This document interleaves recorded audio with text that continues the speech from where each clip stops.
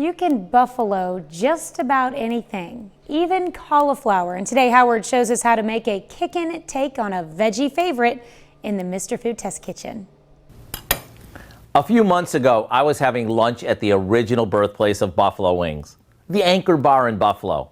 While I was eating, I was thinking not only how popular these spicy wings are, but how much we love anything cooked with the taste of buffalo wings. Everything from soups to dips, even side dishes.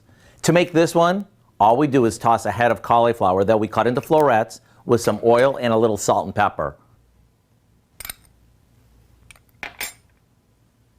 Once that's mixed, onto a baking sheet it goes, and we'll bake it off until the edges start to get crispy. Don't be afraid to let them sort of caramelize, because that's what gives these a ton of flavor.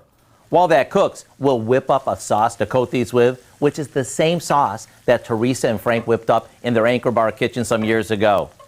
Once the cauliflower is done, all we do is toss it with the buffalo sauce. Then onto a platter they go, topped with some crumbled blue cheese, and we have the taste of buffalo wings in a side dish that is second to none. You gotta go online and get the recipe for what we call buffalo cauliflower so you can be armed with a new go-along that your gang will go along with.